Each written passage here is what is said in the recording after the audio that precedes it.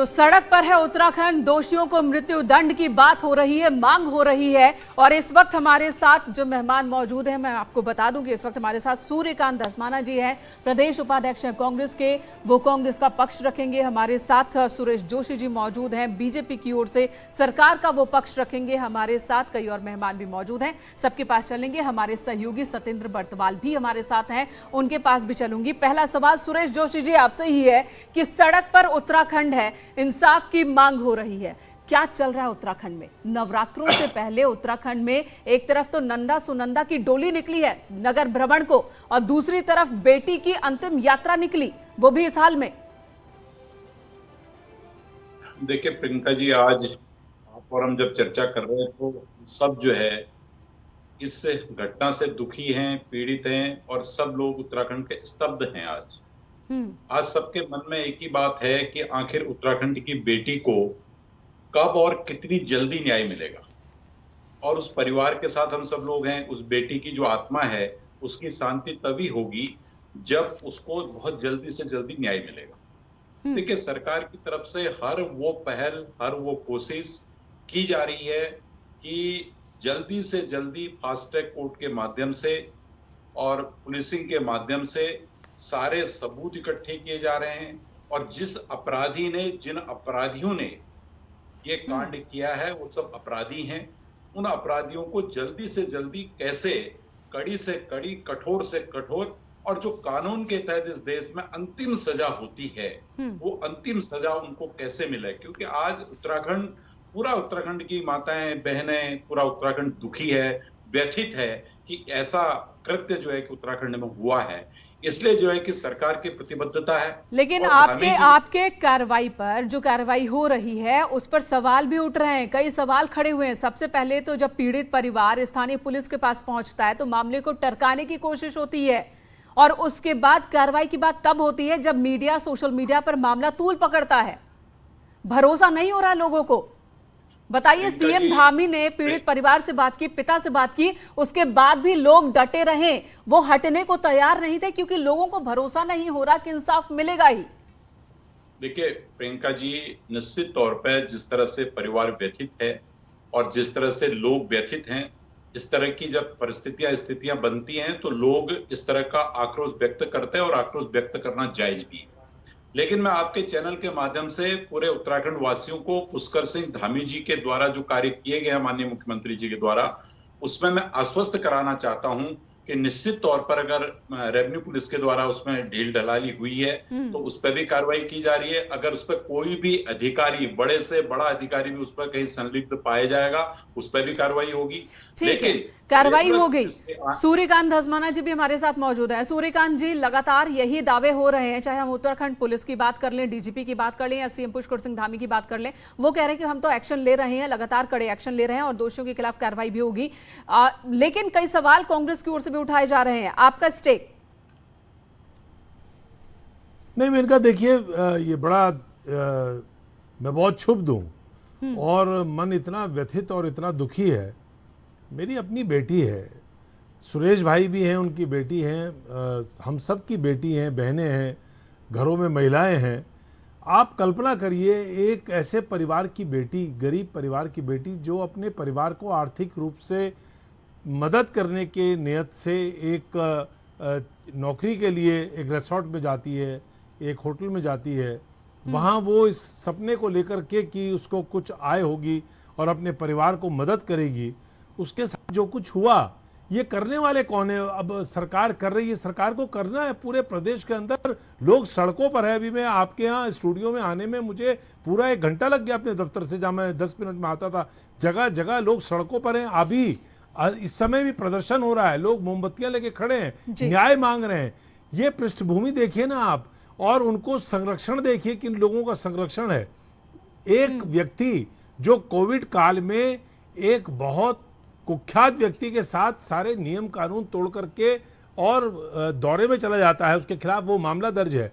एक व्यक्ति जिसके खिलाफ तमाम मामले दर्ज हैं, और राजनीतिक अपनी जो शोहरत है, राजनीतिक जो पद है, उसका लाभ उठा करके हालत ये होती है कि स्थिति ये पहुंच जाती है कि वो अपने रिसोर्ट में एक एक मासूम लड़की को, 19 साल की, 20 साल की एक लड़की, और उसको आप वेश्यावृत्ति में धकेलने के लिए, जबरदस्ती उसको अनैतिक कार्य करने के लिए मजबूर करते हैं। और जब वो मना कर देती है, और तमाम, अभी तो मैं, सबसे बड़ी बात यह है, अभी मैं उस बारे में आपसे बात करूंगा कि कैसे जहां सबसे ज्यादा सबूत मिलने की संभावनाएं थी, जिस रिसोर्ट में ये काम हुआ है, जिस जगह पे काम हुआ है, आपने वहां सारी जो कार्रवाई कर दी है, बुलडोजर चला दिया है। ठीक है, आपके इन सवालों को मैं सुरेश जोशी के सामने रखती हूँ।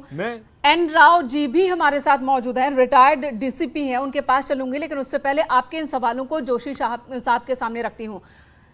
सुरेश जी बताइए, पहला सवाल ये कि बुलडोजर एक्शन की आड़ में कहीं सबूतों को दफन तो नहीं कर दिया गया, ये कांग्रेस बार बार ये सवाल कर रही है। दूसरा सवाल ये कि ये वीवीआईपी कौन थे, कौन वीवीआईपी आने वाला था जिसे स्पेशल ट्रीटमेंट देने के लिए लड़की पर दबाव बनाया जा रहा था?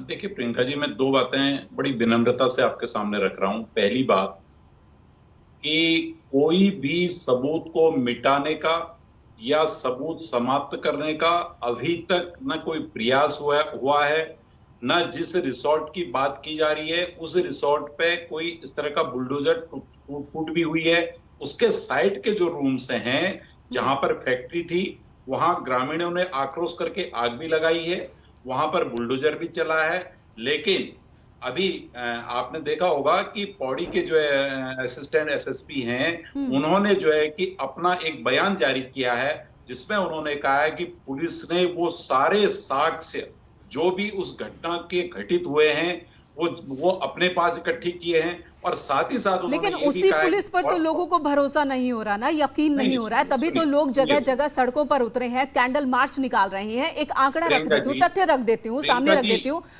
सुरेश जी सुन लीजिए, एक तथ्य रख देती हूँ, बात महिला अपराध से है जुड़ी हुई, बात है यहाँ पर कन्याओं की, लड़कियों की सुरक्षा की, हमें संवेदनशील होना चाहिए। अगर हम आंकड़ों की ही बात कर लें, एनसीआरबी के आंकड़ों की बात कर लें, तो महिलाओं के खिलाफ अपराध के आंकड़े बढ़े हैं 2021 की तुलना में, 2020 की तुलना में 21 में ये बढ़े हैं और लगातार 19 से लेकर बढ़ते ही जा रहे हैं। और आंकड़े डराने वाले, आपके सामने आंकड़े रख दो। 2019 की अगर हम बात करें, 2019 में दुष्कर्म के 526 मामले होते हैं, हमला 475, लेकिन 2021 तक बढ़ते बढ़ते 655 और 534 तक ये पहुंच जाता है। तो इस तरह से अगर प्रगति होगी महिलाओं के खिलाफ अपराध में, तो लोगों का गुस्सा तो ऐसा ही होगा ना। देखिए, निश्चित तौर पर जो इस तरह के अपराध बढ़ रहे हैं वो हम सब के लिए चिंता का विषय।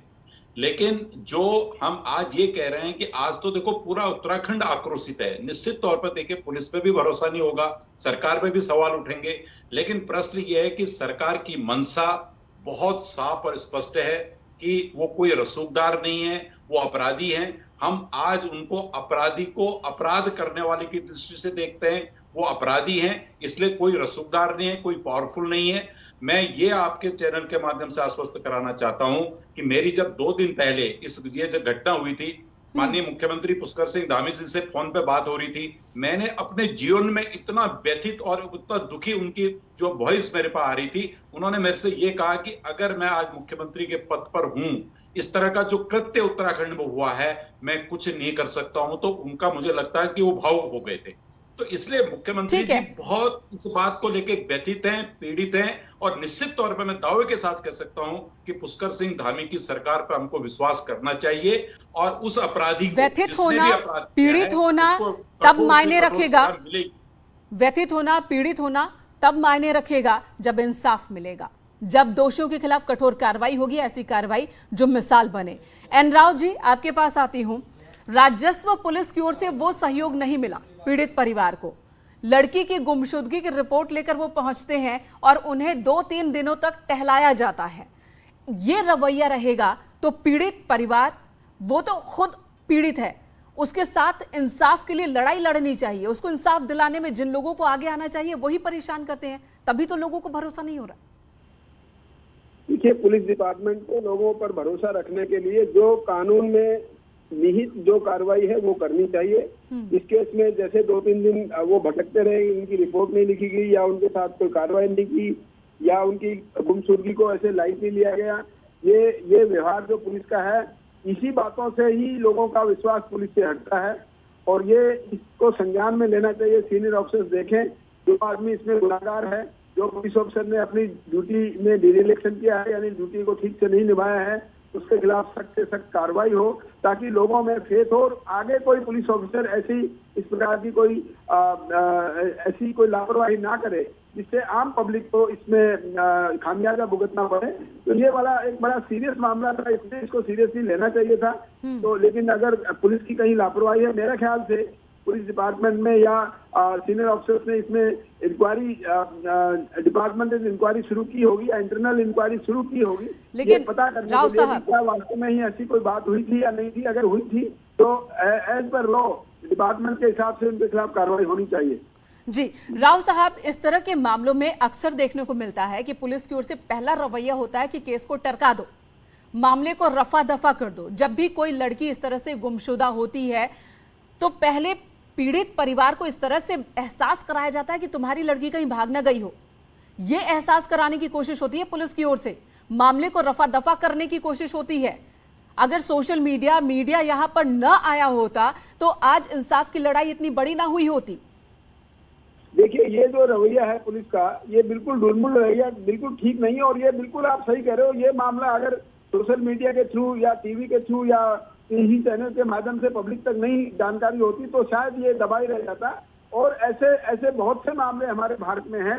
ये तो एक मामला है जो सामने आ गया, आज उसमें कार्रवाई हो रही है, हम लोग आप बैठ के बात भी कर रहे हैं इसमें और नुक्ताचीनी भी निकाल रहे हैं। लेकिन ऐसे मामले हर रोज कहीं हमारे देश में होते हैं जो कहीं सोशल मीडिया की नजर में नहीं आते हैं या किसी मीडिया की नजर में नहीं आते। लेकिन हमें एज पुलिस डिपार्टमेंट और प्रशासन दोनों को ये देखना चाहिए कि जो कानून में निहित कार्रवाई है पुलिस द्वारा या प्रशासन के द्वारा, वो बिना किसी प्रभाव के, बिना किसी दबाव के ये होना चाहिए, रेगुलर होना चाहिए, ताकि आम पब्लिक को इससे सुविधा मिल सके और आम पब्लिक को रिलीफ दिया जाए। ठीक है, मैं सुरेश जी, सूर्यकांत जी के पास जाऊंगी। उससे पहले एक सवाल और आपसे करती हूँ। आपने कहा बगैर किसी दबाव के पुलिस काम करे, ये कोशिश पुलिस की होनी चाहिए। तो क्या इस तरह के मामलों में दबाव होता है? आरोपी परिवार सीधे सीधे सत्ताधारी दल से जुड़ा हुआ है। इस लड़के के खिलाफ 2016 में भी केस हुआ था, कोई कार्रवाई नहीं हुई। हालांकि तब कांग्रेस की गवर्नमेंट थी, बीजेपी की सरकार नहीं थी, बावजूद इसके कोई एक्शन नहीं हुआ था। राजनीतिक दलों में भी इस तरह के मामलों में कई बार सांठगांठ होती है, तुम हमें बचाओ हम तुम्हें बचाएंगे, इस तरह का होता है, दबाव होता है पुलिस पर। निश्चित रूप से पुलिस पर, क्योंकि पुलिस राज्य के किसी भी सीएम या होम मिनिस्टर के अंदर होती है, इससे निश्चित रूप से कहीं न कहीं दबाव होता है। या कोई पॉलिटिकल आदमी या लोकल लेवल पे एमएलए एमपी होता है तो वो कहीं न कहीं अपने वेस्टेड इंटरेस्ट को देखते हुए दबाव डालने की कोशिश करते हैं। लेकिन मेरा ये कहना बड़ा स्पष्ट रूप से कि पुलिस ऑफिसर्स को बिना किसी दबाव के, बिना किसी प्रेशर के, कानून के निहित जो कार्रवाई बनती है वो कार्रवाई करनी चाहिए। ठीक है, सत्येंद्र हमारे सहयोगी भी हमारे साथ मौजूद हैं, उनका रुख कर लेती हूं। सत्येंद्र, इस वक्त वहां पर क्या हो रहा है? अंकिता को अंतिम विदाई दे दी गई, नवरात्रों की शुरुआत हो रही है, उससे पहले एक बेटी को इस तरह से विदा किया गया है, नम आंखों के साथ। उसके साथ दरिंदगी होती है, उसको वेश्यावृत्ति में ढकेलने की कोशिश होती है। 19 साल की एक बच्ची, और उसे फिर मौत के घाट उतार दिया जाता है। इस वक्त लोगों का गुस्सा जरा भी कम हुआ है या नहीं? बिल्कुल मैंने कहा, क्योंकि हम इस पूरा एक मामला हुआ, एक कृत्य हुआ एक अंकिता के साथ, हमने इस पूरे कृत्य को देखा। हमने हर वो घटना को दर्शकों को दिखाया जो अंकिता के साथ शायद हुआ होगा। यानी कि अंकिता एक कृत्य, यानी एक दलदल से बचने के लिए उस मासूम बालिका ने अपनी जान की परवाह न करके उसके आज हत्या हो चुकी है।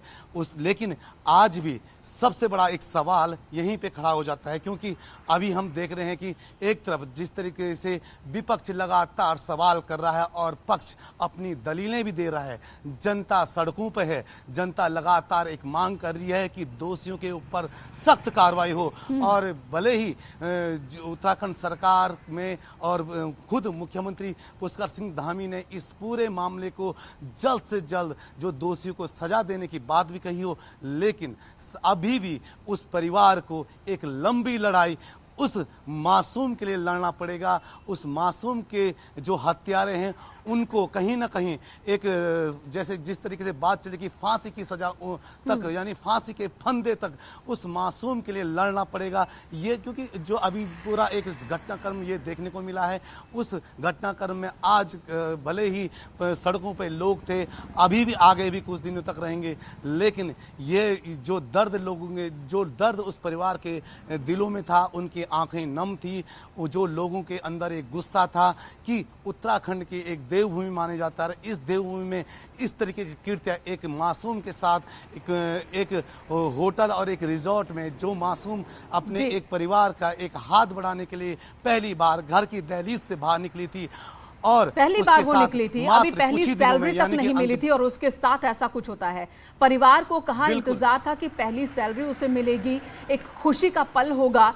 परिवार को एक मजबूत आर्थिक आधार बेटी के तौर पर भी नजर आ रहा था, लेकिन पहली सैलरी मिले उससे पहले उसे मौत के घाट उतार दिया जाता है। तमाम साक्ष्य मौजूद हैं जिसमें अंकिता ने अपने दोस्तों से जिक्र किया है कि उससे वेश्यावृत्ति में ढकेलने के लिए दबाव उस पर बनाया जा रहा था, मना करने पर उसके साथ मारपीट हुई और उसे मार डाला गया। सुरेश जोशी जी कह रहे हैं सत्येंद्र कि कोई बुलडोजर नहीं चला है, सिर्फ आसपास की बाउंड्री पर चला है बुलडोजर। क्या ऐसा है?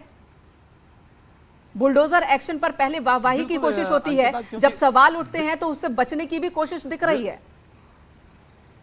बिल्कुल बिल्कुल बिल्कुल, क्योंकि लगातार इस पूरे मामले में एक सवाल सामने आ रहा था कि इतनी जल्दी क्या थी कि बुलडोजर को रिजॉर्ट पे चलाया गया। खुद हम मौके पे गए थे, हमने देखा कि बुलडोजर उस कमरे पे भी चला था जहां अंकिता रहती थी।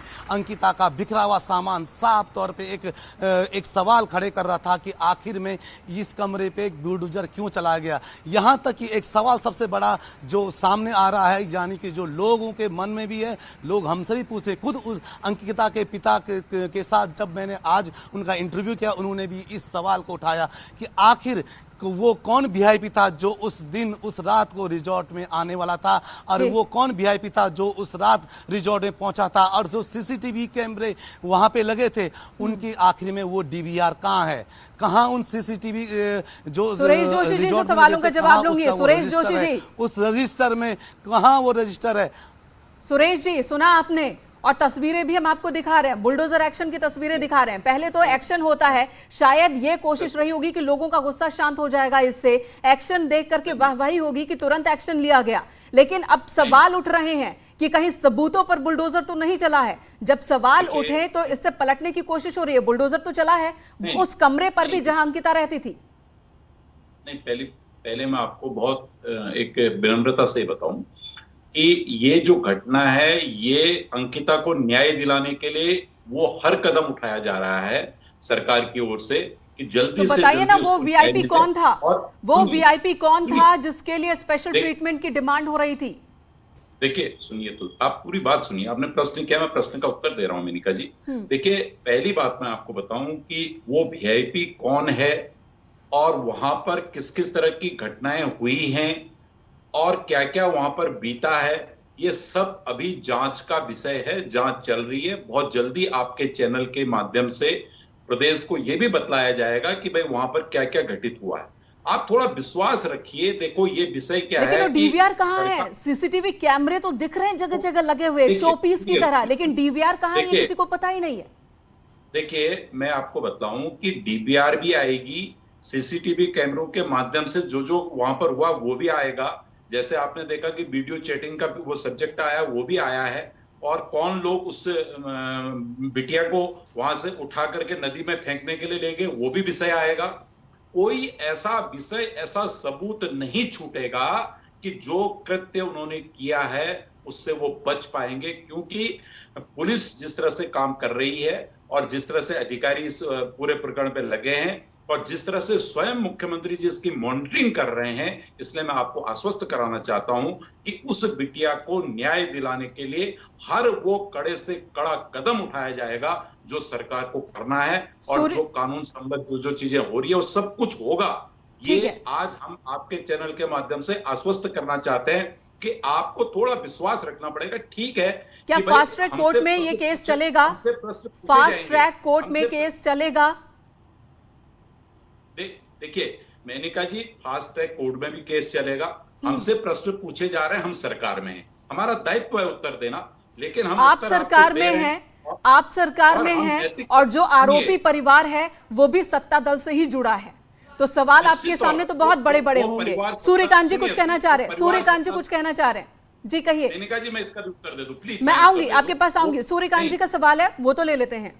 आप मैं बड़ी महत्वपूर्ण बात पूछना चाह रहा हूं कि आप एक तरफ बीजेपी के अधिकृत प्रवक्ता ये कह रहे हैं कि बुलडोजर जो है वो चलाने का आदेश नहीं दिया गया, आपका कैमरा ऑन कैमरा ये दिखाई पड़ रहा है कि बुलडोजर चल रहा है, आपका जो वहां पे रिपोर्टर है वो तस्दीक कर रहा है कि हम स्वयं गए, हमने अंकिता के कपड़े देखे बिखरे हुए, उस कमरे पर बुलडोजर चला है जिस कमरे में अंकिता रहती थी। सवाल यह है कि अपनी पीठ थपथपाने के लिए आप कह रहे हैं कार्रवाई करेंगे, अरे ये इतना बड़ा जघन्य अपराध हुआ है। मैं पूछना चाहता हूं आपके चैनल के माध्यम से, आप पहले दिन से इसकी कवरेज कर रहे हैं कि ये पूछा जाए कि 5 दिन बाद सो मोटो इसका कॉग्निजेंस लेना चाहिए था, दूसरे दिन ही सोशल मीडिया में दूसरे दिन से ही गुमशुदगी चलने लग गई थी, यानी कि शुरू से ही संदेह शुरू से ही है, लग गया था, शंका शुरू से ही है, पूरी कार्रवाई इस पे। मोटो कॉग्निजेंस क्यों नहीं लिया गया? ठीक है, जवाब दीजिए सुरेश जोशी जी, क्या छिपाने की कोशिश हो रही है? ये बड़ा इंपॉर्टेंट सवाल है।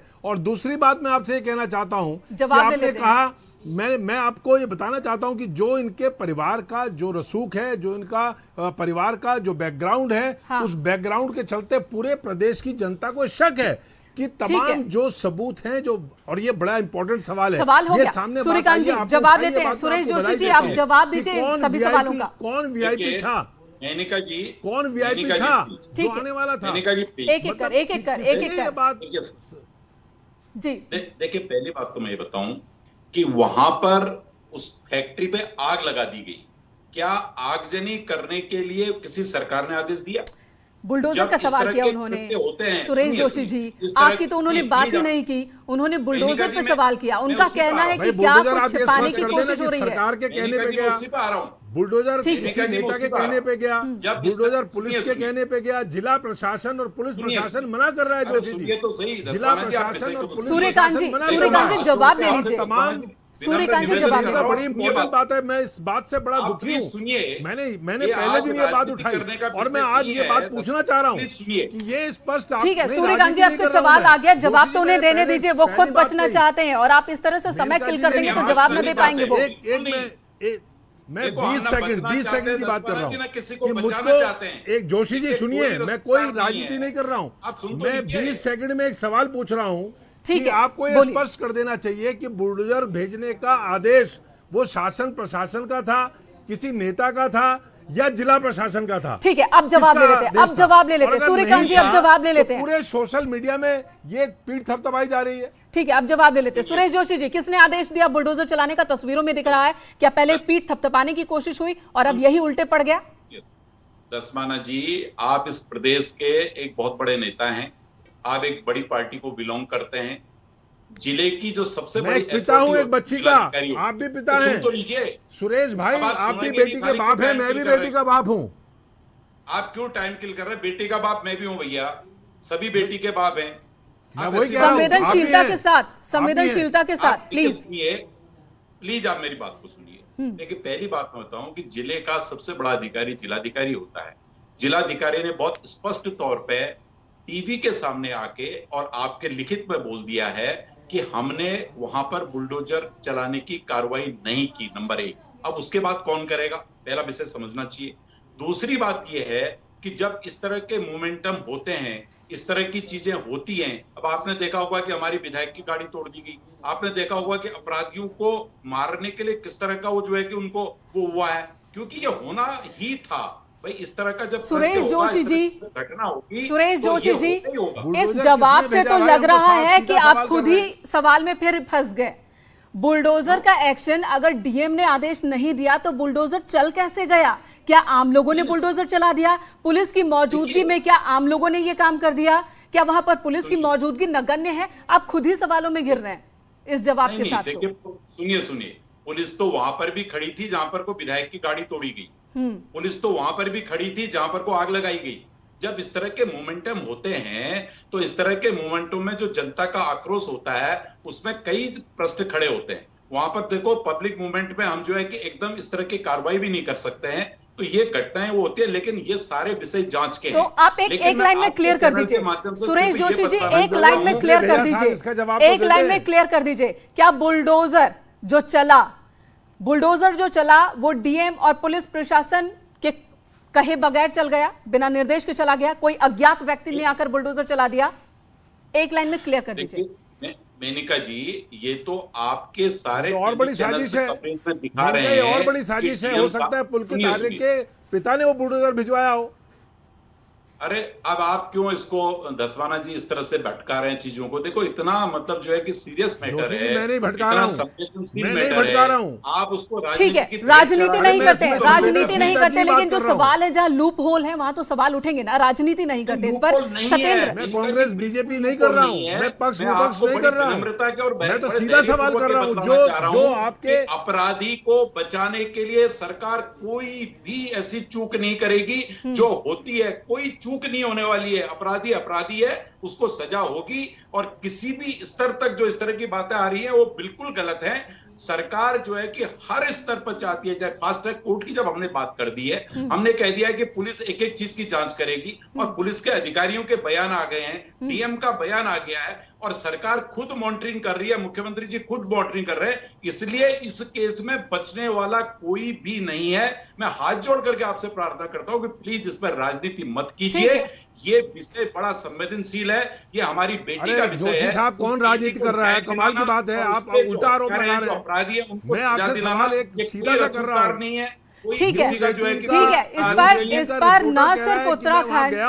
ना सिर्फ उत्तराखंड बल्कि पूरे देश की निगाहें हैं। में वो बुलडोजर दिख रहा है, बिल्कुल दिख रहा है, और कई सवाल है जिनके जवाब आने बाकी हैं। सूर्यकांत जी, कई सवाल है जिनके जवाब आने बाकी हैं, और उत्तराखंड की जनता जिस तरह से सड़कों पर उतरी हुई है, जवाब लिए बगैर ये जनता शांत नहीं बैठने वाली है। नवरात्रों की शुरुआत हो रही है। उत्तराखंड देवों की भूमि, जहां पर हर गली में देवताओं की पूजा होती है, देवियों की पूजा होती है। नंदा सुनंदा की इस वक्त यात्रा चल रही है, और उसी बीच अंकिता, एक बेटी, उसकी हत्या हो जाती है। वेश्यावृत्ति के लिए उस पर दबाव बनाया जाता है और फिर उसे मार डाला जाता है। जाहिर सी बात है कि ये सवाल जब तक इंसाफ मिल नहीं जाता है तब तक खड़े रहेंगे। उत्तराखंड के दामन पर एक दाग की तरह है ये पूरा का पूरा मामला, और इस दाग को धोने की जिम्मेदारी सत्ता पक्ष की है, विपक्ष की भी है, और पुलिस की सबसे ज्यादा है।